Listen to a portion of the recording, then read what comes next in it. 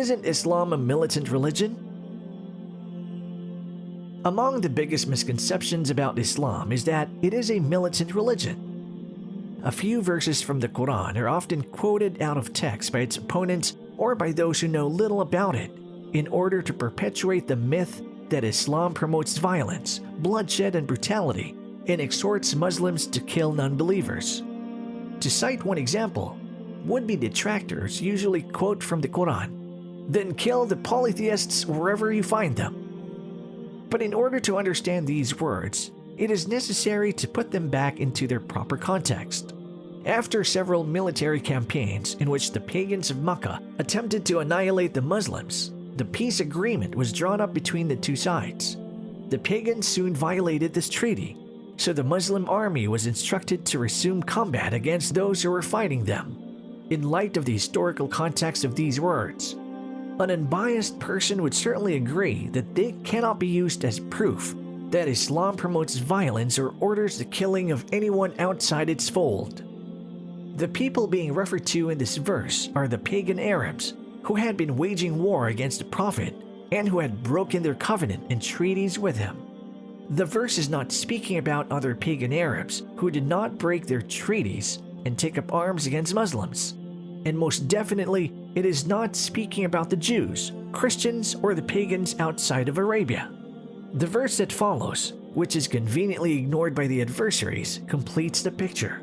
If any one of the polytheists ask you for asylum, then grant him asylum, so that he may hear the words of Allah.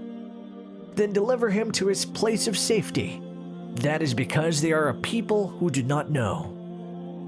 What army general today would direct his soldiers to spare an enemy during a battle and then escort him to a place of safety?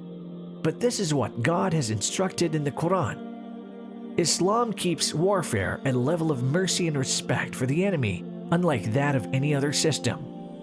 It orders that armies deal with the enemy justly, even on the battlefield, and has drawn a clear line of distinction between combatants and non-combatants in enemy territory. Prophet Muhammad instructed his armies, "Do not kill any old person, child or woman, and do not kill monks in monasteries." For those enemies active in combat and those taken as prisoners of war, the list of rights is lengthy. There should be no torture, no killing of the wounded and defenseless, and no mutilation of enemy corpses. Had the purpose of battle been to force unbelievers to accept Islam, the Prophet would never have commanded the Muslims to refrain from hostilities once the enemy had relented, and would not have prohibited the killing of priests and monks. Moreover, Islam permits war only in specific and critical circumstances, as a last resort when all other attempts at obtaining peace and justice have failed. This is indeed the logical option for any nation. Western countries themselves defend the necessity of war to implement or maintain peace and do not regard it as a dangerous evil.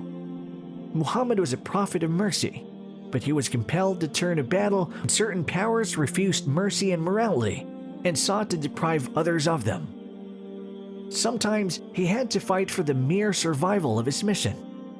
But the total number of days the Prophet was required to spend in defensive warfare comes to less than a year, and his most famous battles did not last for more than one day. Once security was ensured, he immediately reverted to peace and diplomacy. The Quran clearly says, "Fight in the cause of Allah those who fight you, but do not commit aggression. Indeed, Allah does not like aggressors.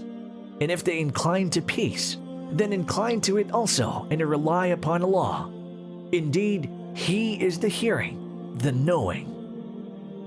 Weapons can only be drawn against those who continue to persecute and oppress others and prevent them from following their own consciences in matters of belief.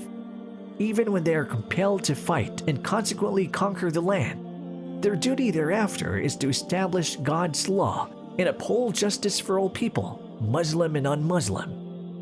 It is not their right to coerce their subjects into accepting Islam. Non-Muslims are allowed to remain on their own faith and to practice it, although they are also expected to respect Islamic laws and not provoke unrest and disorder.